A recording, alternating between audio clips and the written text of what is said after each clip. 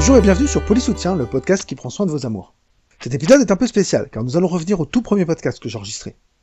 Mis en ligne il y a maintenant environ 1 an, la qualité d'enregistrement, de montage son et finalement d'écoute n'était pas du tout au niveau de ce que j'aurais voulu. L'idée de faire un nouveau montage à partir de l'interview originale me trotte depuis un moment dans la tête.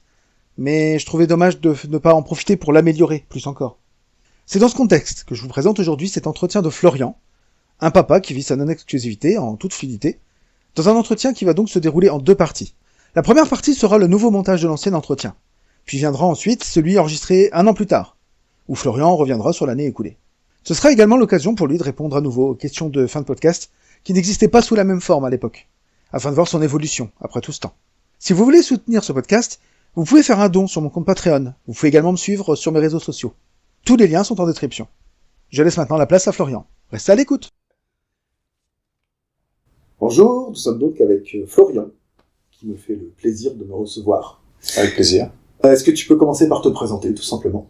Je suis Florian. Oui. J'ai 43 ans. Il me demande ça, moi je ne sais pas.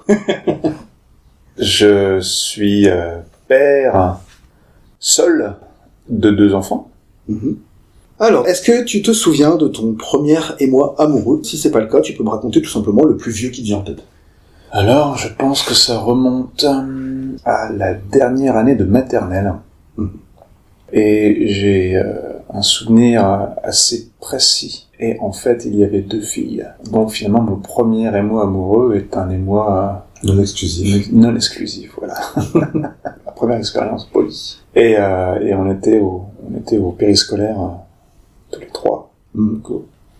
Et j'ai un souvenir très clair de jouer au papa et aux 2 mamans. Il y avait une petite cabane en bois dans laquelle on jouait. Et voilà, on s'amusait à jouer là-dedans dans cette maison, au papa et aux 2 mamans. Et puis ensuite, on allait se coucher, on s'allongeait là, tous les 3. J'étais entre les 2, et voilà, on s'amusait. Je me souviens très bien, tourner la tête de chaque côté pour leur faire un bisou de bonne nuit. Enfin voilà, c'est un souvenir assez incroyable, très ancien. Donc je sais plus trop dire ce qui est vrai et ce qui a été peut-être fantasmé ou recréé par ma mémoire depuis toutes ces années, je ne sais pas. Mais la mémoire n'est pas fiable. Ouais, la mémoire n'est pas fiable, c'est vrai. En tout cas, voilà, c'est mon souvenir, il vaut ce qu'il vaut, et voilà. Autant pour moi qui voulais éviter les clichés du trouble. Ouais, on est en plein dedans, là. On est en plein dedans. Le papa et les 2 mamans. D'accord. Qu'est-ce que ça représentait l'amour pour toi pendant toute ta scolarité, collège, lycée Et puis je te rajoute la question suivante avec, parce que je sais pas quand est-ce que ça survient. À quel moment est survenue la non-exclusivité, quel que soit le nom que tu lui as donné à l'époque? Ah, c'est un chemin assez tortueux, parce que donc après ce début en fanfare dans ma petite maison en fin de maternelle, lors de ma scolarité au secondaire, ça a été plutôt une traversée du désert en fait. D'accord. Donc collège-lycée où j'ai découvert les concepts plus poussés de flirt, de sortir avec, de s'embrasser avec la langue et tous les trucs comme ça. Ouais, c'était assez calme donc les 4 années de collège et les 3 années de lycée. Alors, il y a bien 2-3 choses, mais franchement voilà, je sais pas, j'ai développé une espèce de timidité, de maladresse, d'inconfort vis-à-vis des filles. Et donc voilà, l'amour pour moi c'était quelque chose d'assez mystérieux auquel j'ai pas réellement goûté à l'époque. C'était une source d'angoisse aussi, parce que les années passées, en fait, je me torturais un petit peu, culpabilisé en me disant ouais, c'est quoi mon problème, voilà, tout le monde sort avec tout le monde, c'est caricatural, mais je veux dire, voilà, mais tout le monde rentre dans la vie affective. Ben voilà, tout le monde, voilà, il y a un modèle, et moi, pour une raison que j'arrive pas vraiment à expliquer, je ne rentre pas dans ce modèle. Voilà. Donc, jusqu'à la fin de l'adolescence, c'était assez silence radio, quoi. Source de malaise, du coup. Ouais. Maintenant que j'y repense, et maintenant que j'écoute beaucoup de choses, je lis beaucoup de choses sur tous ces sujets, tout ce qui tourne autour là, des relations, etc., des injonctions de la société, les modèles à suivre, à pas suivre. Il y a pas si longtemps, il y a peut-être la semaine dernière, j'ai écouté quelque chose et je me dis ouais, bon Dieu, qu'est-ce que ça a pu me torturer l'esprit, ces trucs-là, quand j'avais autour de 14, 15, 16 ans. Voilà, les injonctions de sexualité à partir d'un certain âge, etc. Et pour moi, très longtemps, ça a été un secret honteux, en fait. Ouais. À tel point que ma première partenaire sexuelle, donc j'avais pratiquement 20 ans, eh bien, pendant les premières semaines qu'on était ensemble, j'avais honte, en fait, de lui dire que j'étais vierge avant elle et que c'était ma première expérience, ma première partenaire sexuelle. Et donc, pendant les premières semaines, j'avais inventé une copine que j'avais eue avant elle, en fait, à la fac. Et puis, je me souviens que rapidement, voilà, elle m'avait grillé en me disant, ouais, elle n'existe pas vraiment. Mélanie, je l'avais appelée Mélanie. Et donc voilà, vraiment, ça a été, voilà, j'ai pas eu une adolescence malheureuse, loin de là, mais côté sentimental, sexuel et tout, ça m'a fait souffrir, en fait. Et je me suis fait souffrir tout seul parce que, j'avais pas interlocutrice. Personne te demandait rien. Bah non, et puis pour moi, c'était un sujet qui était vraiment de l'ordre un petit peu du paraître, et puis que finalement, comme c'est intime, on peut bien raconter ce qu'on veut, à qui on veut, et voilà, quoi. Personne ne sait rien, donc, ouais. Et donc, du coup, d'être confronté à la non-exclusivité, aux relations plurielles. La non-exclusivité, c'est venu bien plus tard, donc, alors voilà, à partir de mes 20 ans, j'ai vécu des relations exclusives, l'une après l'autre. Voilà, donc j'ai fait des enfants, etc. Et puis, donc j'avais 39 ans. Donc ça fait pas si longtemps que ça. J'avais 39 ans. J'étais séparé, et puis j'ai rencontré une femme un jour qui m'a immédiatement plu et captivé, en fait. Et qui tout de suite, je m'en souviens très bien, on était avec les enfants, on pique-niquait là, et qui tout de suite m'a parlé de ce concept de polyamour. À un moment donné, tu sais ce que c'est que le polyamour? J'ai dit, non, pas vraiment, même pas du tout, en fait. Et donc voilà, on a passé une partie de nos conversations emportée là-dessus, est-ce qu'elle m'explique comment ça marchait, et que voilà, elle était déjà en relation avec 2 ou 3 hommes. Donc voilà, c'est ce soir-là, et puis en fait, on est resté ensemble les jours suivants, et elle m'a dit, qu'est-ce que t'en penses? Est-ce que, enfin, je veux dire, elle m'a dit, voilà, moi je suis comme ça, si on veut se mettre ensemble, faire quelque chose ensemble, c'est comme ça, c'est pas négociable, évidemment, quoi. Et moi, qui suis d'un naturel curieux, j'ai dit, ouais, de toute façon, moi j'essaye, on voit bien ce que ça donne, quoi. J'avais l'idée que il serait plus facile de pratiquer ce polyamour tout de suite d'entrée de jeu, tant qu'on se connaissait pas trop et tant que je n'étais pas amoureux, en fait. Pour prendre tes habitudes? Pour en fait garder une distance, en fait, ne pas m'impliquer sentimentalement trop fort, parce que je soupçonnais que ça serait plus difficile, en fait.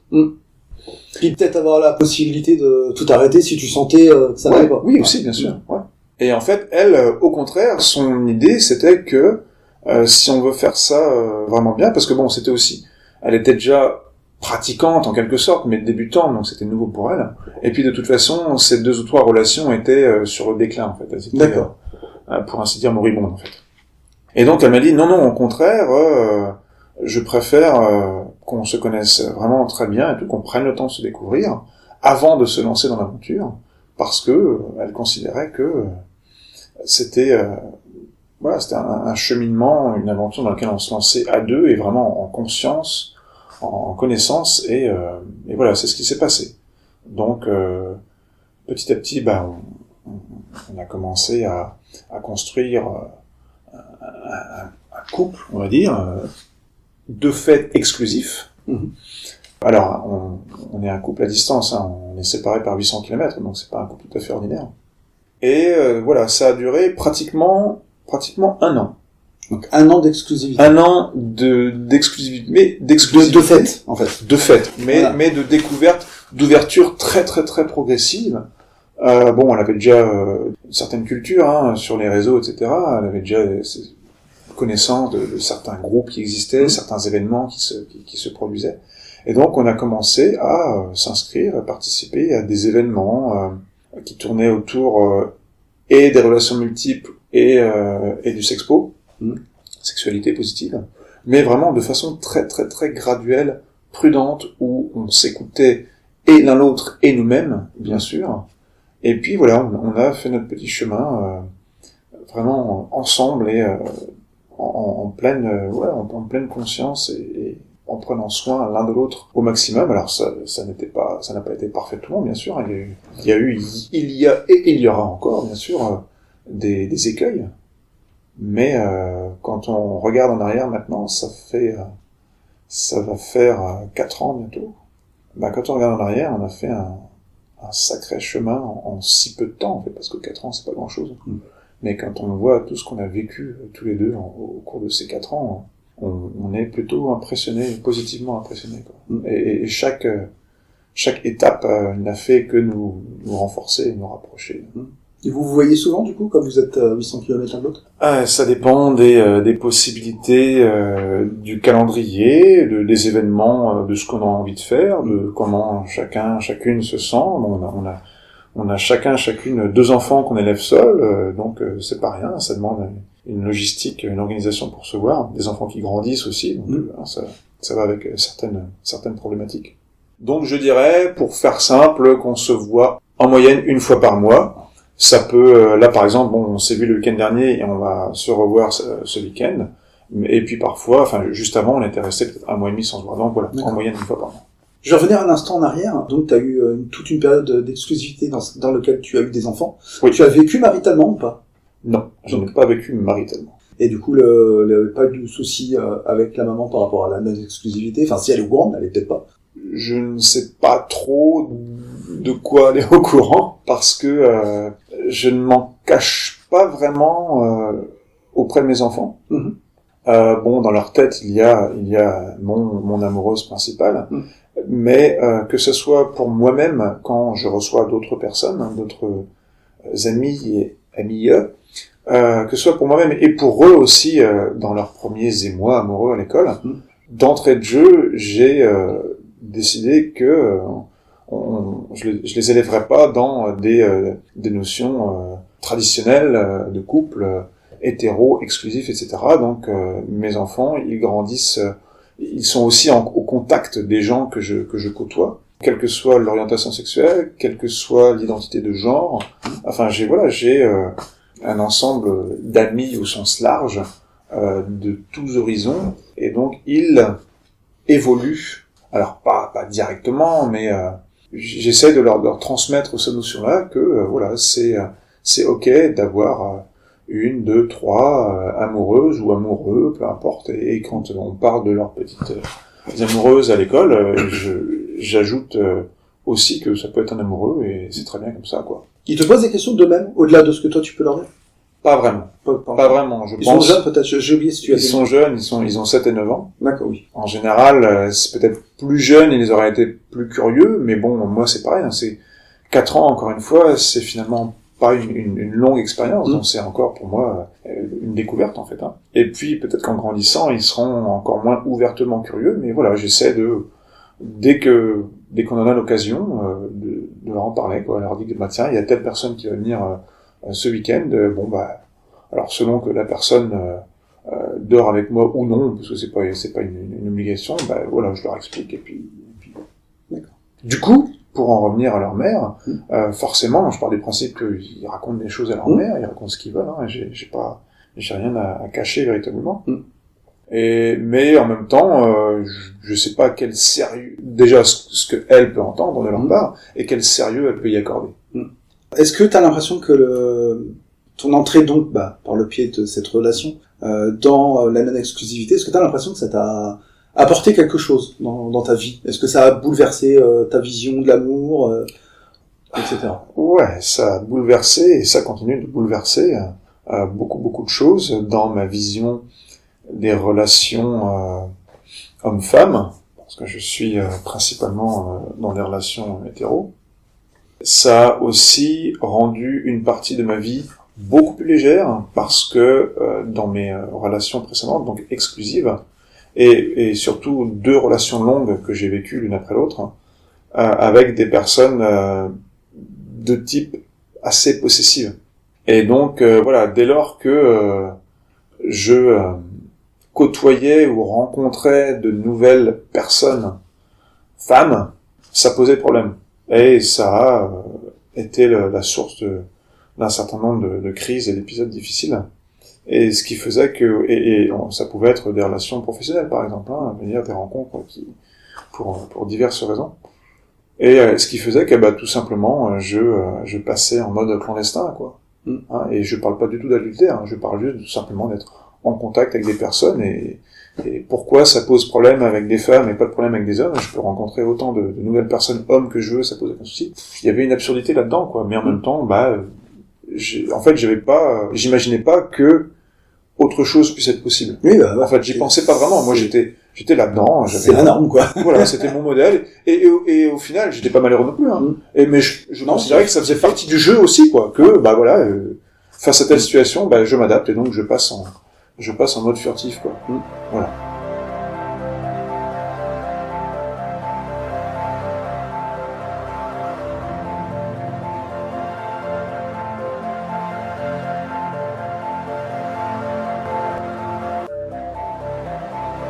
Donc rebonjour pour cette deuxième tentative Rebonjour. d'enregistrement. Retentative. Pour les auditeurs, c'est la deuxième fois qu'on enregistre, mais le premier, il y a l'appareil qui a bugué. Donc voilà. Deuxième prise. Un petit peu de lassitude dans la voix qui s'explique pour cette raison. Ouais, non, on va repartir et puis On est frais. et puis voilà. On s'était séparés il y a 1 an. T'étais en relation avec une personne que tu voyais à peu près 1 fois par mois, chez quelques heures de route d'ici. Oui. Et donc je viens te demander où est-ce que tu en es aujourd'hui avec elle, avec d'autres, etc. Nous sommes séparés, en fait. Nous sommes séparés depuis 10 mois, 9-10 mois. Mhm. Donc peu après l'été dernier. En fait, l'été, en général, c'est la période d'exploration, d'événements, d'expériences un peu folle, quoi, parce que voilà, on a plus de temps, les conditions sont réunies en général. Puis il y a plein de choses, comment dire, il y a une offre, plein de rendez-vous qui sont réalisés pendant l'été. Il y a aussi. une offre débordante. Avec le recul, chaque été, effectivement, il y avait, c'était un peu une période un peu révélatrice, quoi. Et donc voilà, apparemment, l'été dernier a été un petit peu le moment où se sont cristallisés un certain nombre de difficultés sous-jacentes qui étaient de plus en plus prégnantes entre nous, et voilà. Ça a fini par avoir raison, même si la possibilité de se revoir n'est pas écartée, mais voilà. Vous êtes toujours en contact aujourd'hui? Non, on n'est pas en contact. Mais vous êtes quittés en bon terme ou pas plus que ça? Ça s'est fait à distance, en fait, tu vois. Oui, forcément. On s'est vu la dernière fois, on n'a pas discuté de ça, et ça s'est réglé par message. Donc je saurais pas dire. Ça reste assez confus, mais bon, c'est tout. De toute façon, c'est comme ça, quoi. C'est la vie. Et voilà. Oui, et de toute façon, je dis toujours, dans la polyamorie, c'est plus de relations, plus de bonheur et plus de séparation. Ouais, oui. Statistiquement, oui. Voilà. D'autres relations en parallèle aujourd'hui? Alors, donc je reviens à l'été dernier, à un de ces événements un petit peu remuants, bousculants, auxquels nous aimions participer. Et, nous avons rencontré, donc ensemble en tant que couple, nous avons rencontré une femme espagnole. Et voilà, il y a eu un très bon feeling, vraiment entre nous trois. Et naturellement, après on s'est séparés l'été.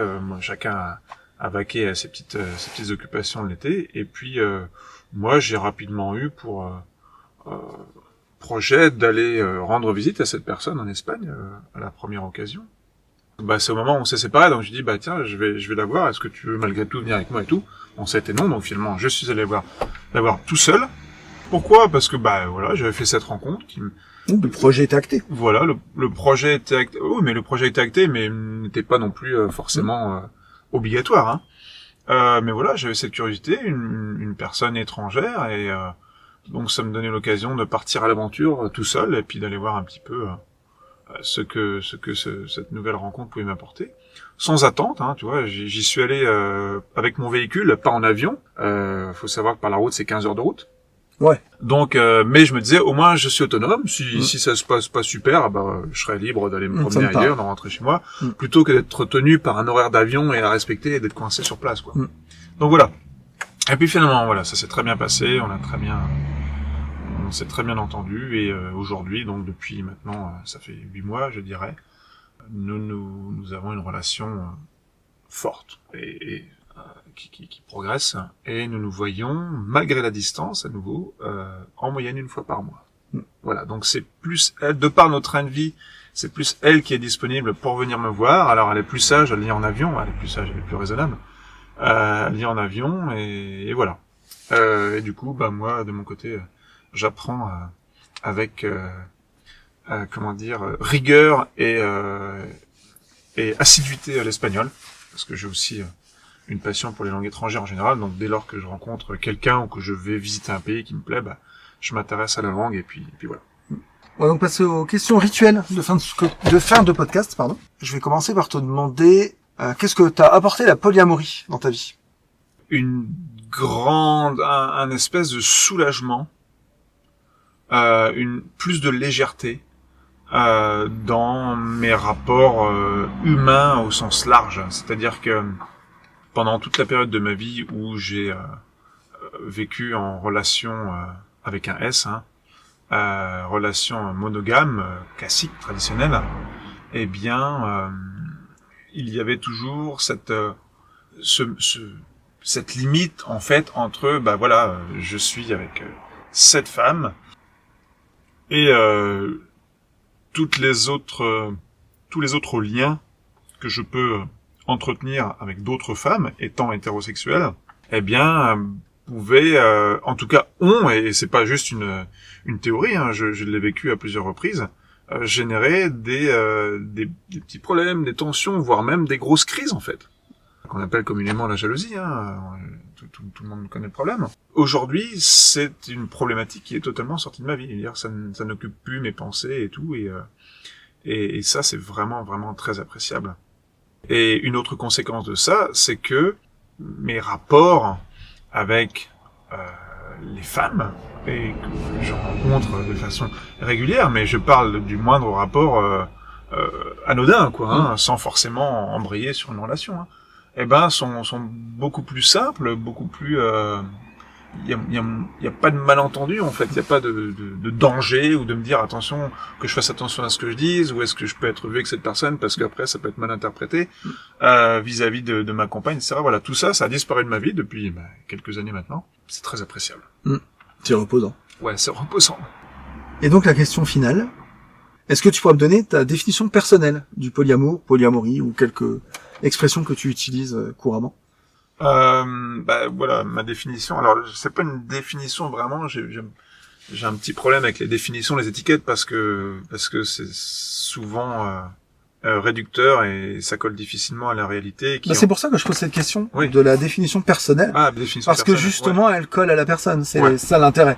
Et je peux comprendre que tu aies du mal à réutiliser ce genre de concept à partir du moment où t'aimes pas les étiquettes. C'est quelque chose que je comprends. Après, ce que je peux faire, évidemment, et ce que je fais avec les personnes, soit qui vivent selon ce modèle, et donc on échange un petit peu nos vies, soit des personnes qui connaissent pas du tout cette culture. J'explique en fait comment je vois les choses, et moi je visualise un espèce d'éventail de continuum entre deux pôles. Donc là, un pôle où des personnes avec lesquelles je n'ai pas de contact, pas de relation, voilà. Et puis le pôle opposé qui représente la personne, de façon caricaturale, la femme de ma vie, tu vois. Mais on est dans la théorie là. La personne avec laquelle je suis le plus proche. Le plus d'engagement, le plus de complicité, le plus d'intimité, etc. Donc, voilà. Et entre ces deux pôles extrêmes, eh bien, il y a une infinité de gradients, et c'est là que se placent toutes les personnes avec lesquelles j'ai des relations dans mon entourage, que ça soit amitié, sentiments, partage d'intimité, de sexualité, etc. Et voilà, donc je sais pas, c'est comme un ensemble de de paramètres qui se combinent différemment, et finalement chaque combinaison est assez unique en fait. De la même manière que dans ton cercle d'amis, eh bien tu partages pas la même chose, les mêmes sujets, les mêmes loisirs avec tes différents amis, pas non plus la même proximité, la même intensité. Eh bien là c'est pareil. Et la deuxième chose, c'est que ça permet de développer des liens plus honnêtes, il me semble, plus transparents, en laissant la possibilité aux personnes que je rencontre et à moi-même de plus s'écouter. Voilà. S'écouter l'un l'autre et s'écouter soi-même, en fait.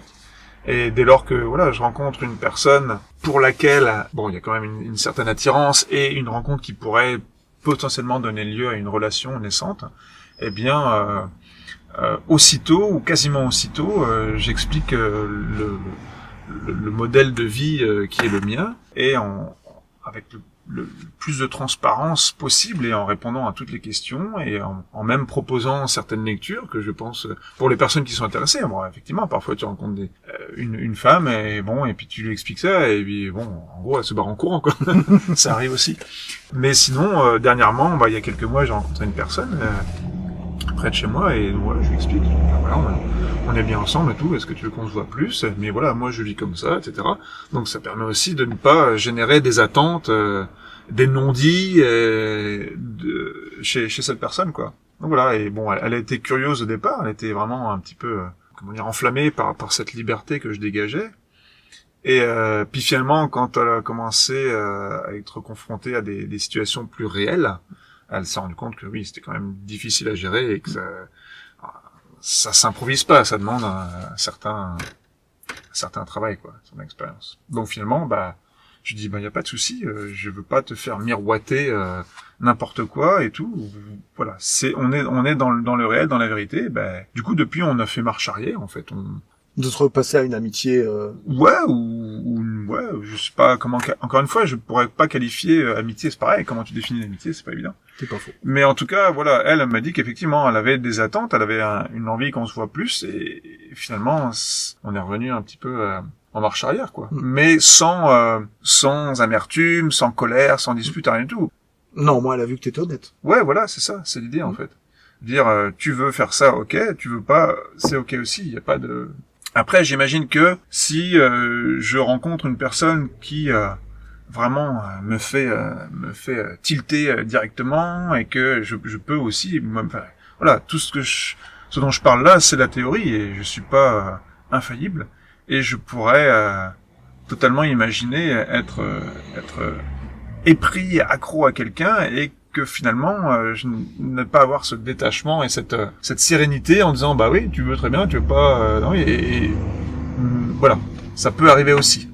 C'est lucide de ta part, hein, de dire ça, parce que moi je l'ai vu concrètement, j'ai vu des personnes qui vivaient les relations plurielles de façon aussi décomplexée et facile que tu peux toi l'évoquer là. Et un jour, ils ont un crush avec une personne avec qui ça passe mieux, avec qui il y a beaucoup d'étincelles, sauf que la personne est beaucoup moins facile d'être... donc c'est comme si tout à coup, on disait à la personne tout ce que tu viens de dire là, sauf qu'en fait, l'étiquette de tu peux revenir en arrière, on te l'enlève, t'as plus le droit.